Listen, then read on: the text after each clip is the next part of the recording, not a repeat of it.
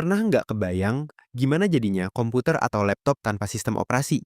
Bayangin aja, kamu nyalain PC, tapi yang muncul cuma layar kosong.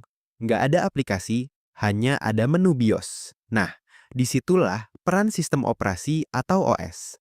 Singkatnya, OS itu kayak pengatur lalu lintas di jalan raya. Dia yang ngatur biar hardware dan software bisa komunikasi dengan lancar.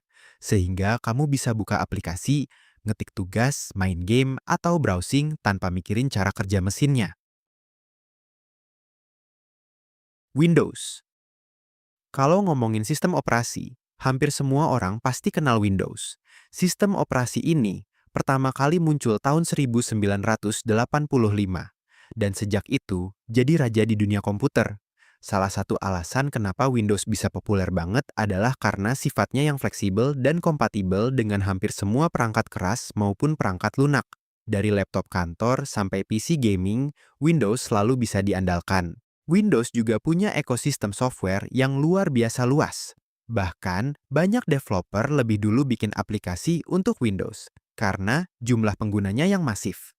Dari sisi tampilan, Windows juga selalu berkembang. Mulai dari desain jadul Windows 95 ke era XP yang legendaris, sampai Windows 11 yang tampil modern dengan banyak fitur. Karena jumlah penggunanya sangat besar, Windows otomatis jadi target favorit para pembuat virus dan malware. Itu sebabnya, pengguna Windows harus rajin melakukan update sistem dan memakai antivirus supaya tetap aman. Tantangan lain ada di performa. Versi Windows yang lebih baru biasanya menuntut spesifikasi perangkat yang lebih tinggi. Jadi, kalau pakai PC lama, sering kali terasa berat.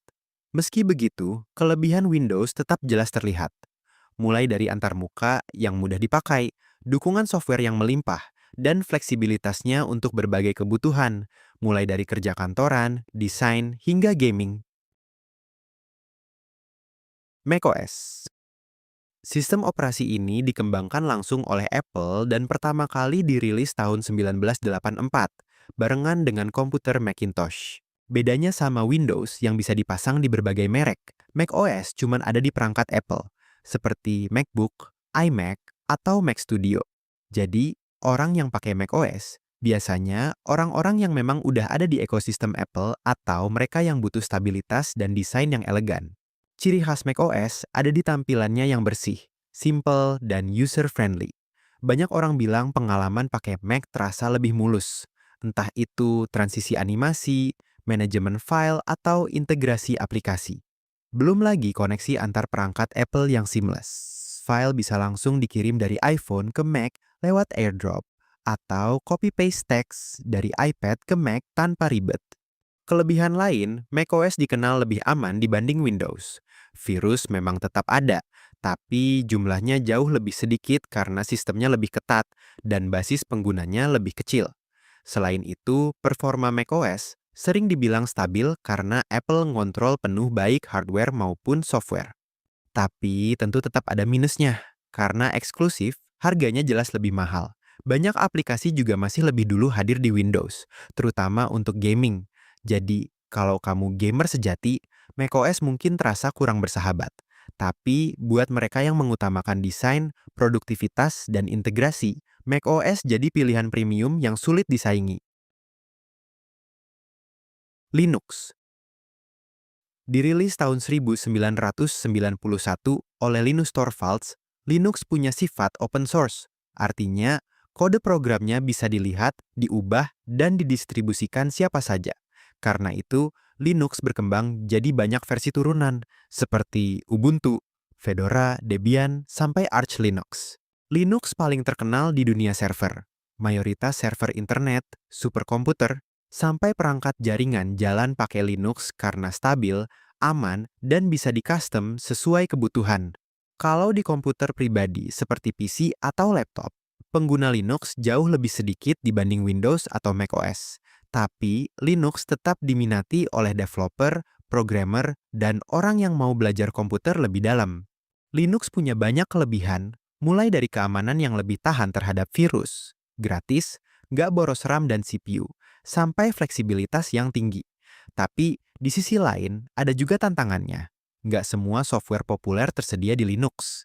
misalnya Adobe atau game mainstream yang umumnya lebih dioptimalkan buat Windows. Walau alternatifnya ada banyak, tetap butuh adaptasi. Intinya, Linux ngasih kebebasan penuh buat penggunanya. Sangat cocok untuk yang suka eksplorasi dan kontrol total atas komputer, tapi mungkin terasa kurang praktis jika digunakan oleh pemula. Chrome OS dirilis oleh Google tahun 2009, Chrome OS dibangun di atas kernel Linux, tapi fokus utamanya ada di cloud. Jadi, hampir semua aktivitas diarahkan lewat browser Chrome, dari kerja, sekolah, sampai hiburan. Chrome OS banyak dipakai di perangkat Chromebook, yang populer banget di sekolah-sekolah terutama di Amerika. Karena laptop Chromebook biasanya murah, ringan, baterainya awet, dan gampang di-manage buat kebutuhan belajar. Semua data disimpan di Google Drive, jadi kalau laptop rusak pun file tetap aman di cloud. Kelebihan Chrome OS ada di kesederhanaannya. Booting super cepat, jarang kena virus, dan nggak bikin ribet dengan update atau instalasi yang berat.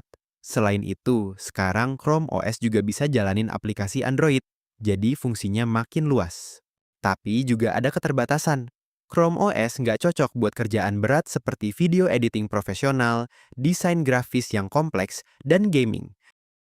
Sekarang, kita akan membahas salah satu sistem operasi yang paling populer di dunia, yaitu Android OS. Android adalah sistem operasi berbasis kernel Linux yang dikembangkan oleh Google dan pertama kali dirilis pada tahun 2008. Sistem ini awalnya dirancang khusus untuk perangkat smartphone, namun seiring waktu Android berkembang dan kini digunakan juga pada tablet, televisi pintar, jam tangan pintar, bahkan mobil modern melalui sistem Android Auto. Android bersifat open source, artinya kode sumbernya dapat diakses dan dimodifikasi oleh siapa saja. Hal ini memberikan kebebasan bagi berbagai perusahaan untuk menyesuaikan tampilan dan fitur sesuai kebutuhan perangkat mereka.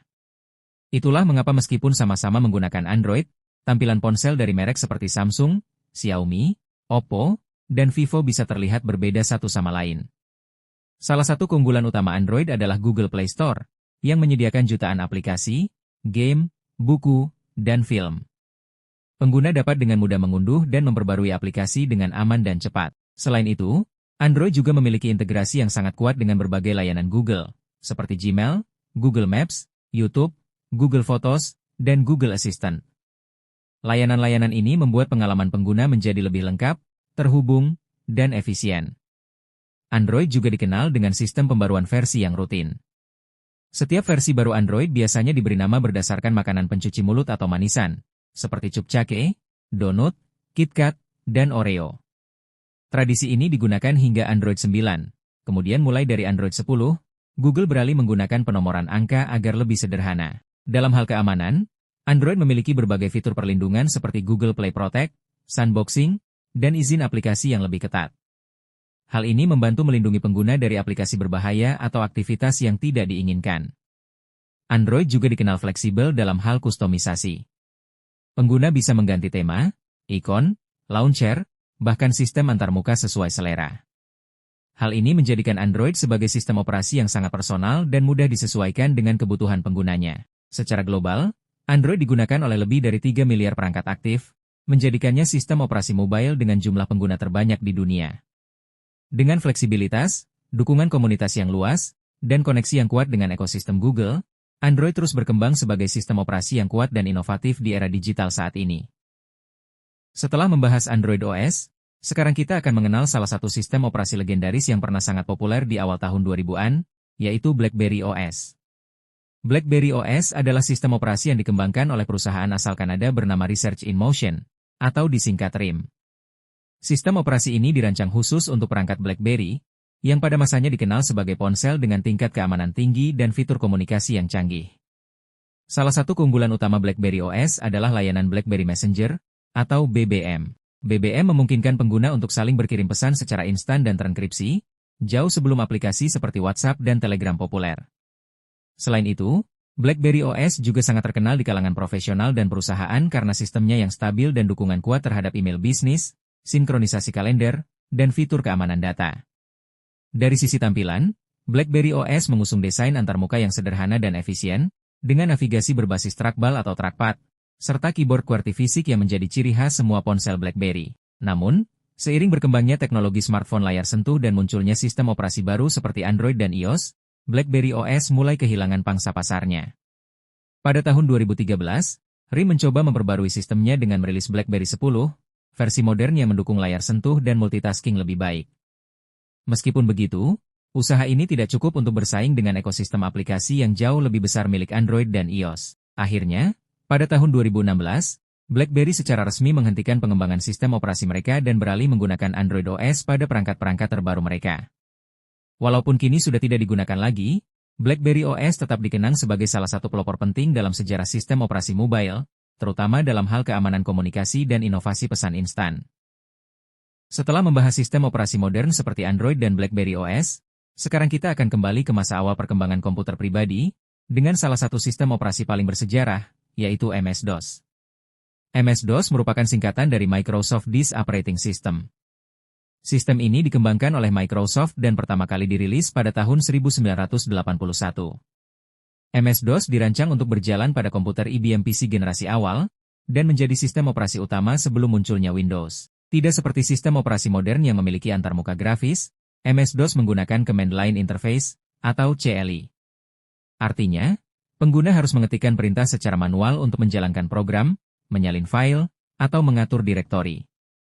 Beberapa perintah dasar yang sering digunakan dalam MS-DOS antara lain, dir untuk menampilkan isi folder, copy untuk menyalin file, del untuk menghapus file, dan cd untuk berpindah direktori. Meskipun tampak sederhana, pada masanya MS-DOS sangat revolusioner. Ia memungkinkan komputer pribadi digunakan oleh individu dan bisnis kecil, tidak lagi terbatas pada perusahaan besar atau lembaga penelitian. Salah satu faktor penting kesuksesan MS-DOS adalah kerjasama antara Microsoft dan IBM, yang menjadikan MS-DOS sebagai sistem operasi standar pada komputer IBM dan kompatibelnya. Hal ini membuat MS-DOS berkembang pesat dan mendominasi pasar komputer pada dekade 1980-an.